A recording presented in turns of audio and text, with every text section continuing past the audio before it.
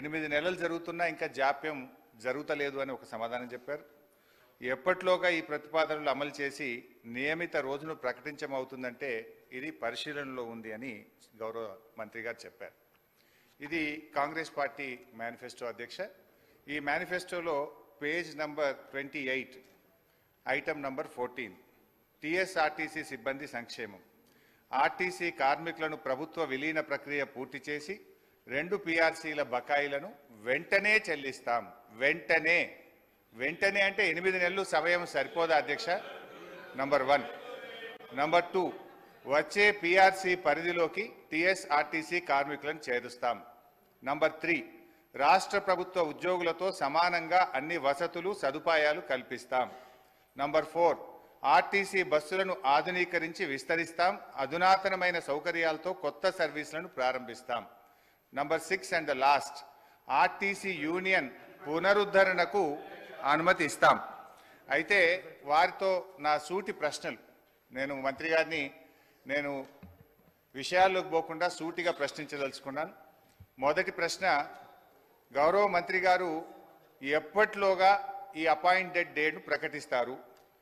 ఏ రోజు నుంచి ఆర్టీసీ ఉద్యోగులను ప్రభుత్వ ఉద్యోగులుగా గుర్తిస్తారు? పరిశీలనలో ఉంది, చూస్తాం చేస్తామని కాలయాపన చేయడం కాదు.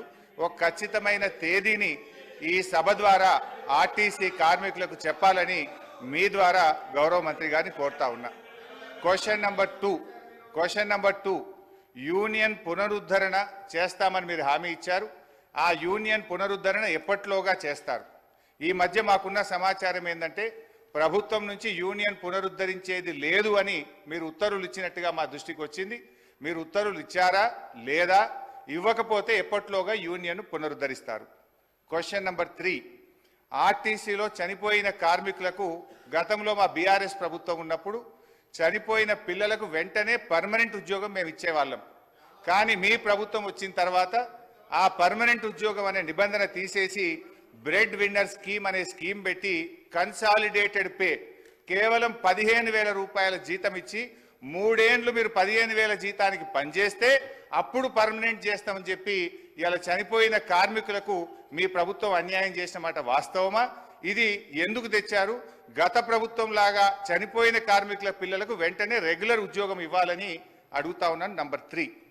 క్వశ్చన్ నంబర్ 4, గౌరవ ముఖ్యమంత్రి గారు మంత్రి గారు నెక్లెస్ రోడ్లో ఆర్టీసీ కొత్త బస్సులు, మా ప్రభుత్వం ఆర్డర్ ఇచ్చిన బస్సులు వస్తే జెండా ఊపిండ్రు, చాలా సంతోషం. Government is a continuous process. అయితే ఆ జెండా ఊపిన సందర్భంగా కార్మికులకు ఒక 300 కోట్ల చెక్కు చూపించారు ముఖ్యమంత్రి గారు. ఇగో మీ కార్మికులకు పీఆర్సీ బకాయిల 300 కోట్ల చెక్కు విడుదల చేస్తున్నా అని ముఖ్యమంత్రి గారు బకాయిలు ఇస్తున్నామని చెక్కు చూపించారు. పాపం మా మంత్రి గారు ముఖ్యమంత్రి గారు వెళ్ళిపోయినాక కొన్ని డమ్మీ చెక్కులు, ఆ పెద్ద చెక్కులు కూడా కార్మికులకు ఇచ్చి ఫోటోలు కూడా దిగారు. ఇది ఏ రోజు ఇచ్చిందంటే ఫిబ్రవరి 10, 2024. ఇవాళ మనం ఉన్నాం జూలై నెలలో ఉన్నాం. ఇప్పుడు దాదాపు 5 నెలలైనా నెక్లెస్ రోడ్ నుంచి ఆ చెక్కు బస్ భవన్కు చేరలే. ఇంకా అది ఎప్పుడు చేరుతుంది, ఎప్పుడు ఇస్తారో దయచేసి చెప్పాలని కోరుతా ఉన్నా. క్వశ్చన్ నంబర్ 5, మహాలక్ష్మి పథకం పెట్టారు, సంతోషం, వి అప్రిషియేట్.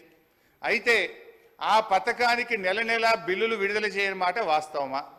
మహాలక్ష్మి పథకం కింద రాష్ట్ర ప్రభుత్వం ఆర్టీసీకి ఇవ్వాల్సిన నిధులు ఎన్ని, ఇప్పటి వరకు ఇచ్చిన ఎన్ని, ఇవ్వకపోవడం వల్ల కార్మికుల యొక్క పిఎఫ్ మరియు సిసిఎస్ డబ్బులు మళ్లించి కార్మికులకు జీతాలు ఇచ్చిన మాట వాస్తవమా?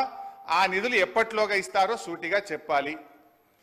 అదేవిధంగా అధ్యక్ష, ఎందుకంటే ఇవన్నీ అధ్యక్ష గతంలో ఇవాళ మేము మా ప్రభుత్వం ఉన్నప్పుడు ఆర్టీసీ కార్మికులకు ప్రభుత్వ ఉద్యోగులకు 43% ఫిట్మెంట్ ఇస్తే ఆర్టీసీ కార్మికులకు 44% ఫిట్మెంట్ ఇచ్చాం.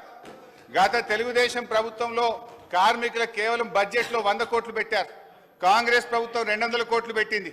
కానీ మా ప్రభుత్వం 1000 కోట్లు, 1500 కోట్లు, 1500 కోట్లు బడ్జెట్ లో పెట్టి ఆర్టీసీ సంస్థను మేము కాపాడాలి.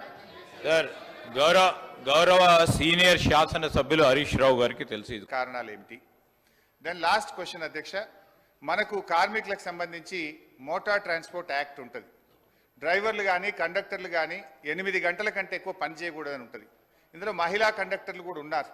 కానీ వాళ్ళని 16 గంటలు 18 గంటలు పని చేయించడం వల్ల పని ఒత్తిడికి లోనై దాదాపు కొన్ని వందల సంఖ్యలో కార్మికులు చనిపోతున్న మాట వాస్తవమా?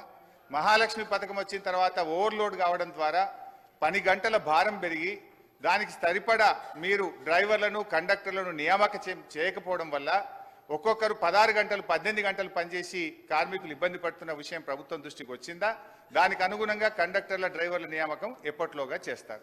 సో మళ్ళీ ఒకసారి ఫైనల్గా దయచేసి మేము ప్రభుత్వాన్ని రాజకీయాలకు పోకుండా వెంటనే ఆర్టీసీ ఉద్యోగులను ప్రభుత్వ ఉద్యోగులుగా గుర్తించే ప్రక్రియ ఏర్పాటు చేయాలని, దాని స్పెసిఫిక్ డేట్ ఇచ్చి ఈ రాష్ట్రంలో ఎంతో ఆశలతో ఎదురు చూస్తున్న ఆర్టీసీ ఉద్యోగులకు ఈ సభ ద్వారా తీపి కబురు అందించాలని మీ ద్వారా ముఖ్యమంత్రి గారిని మంత్రి గారిని కోరుతున్నాను.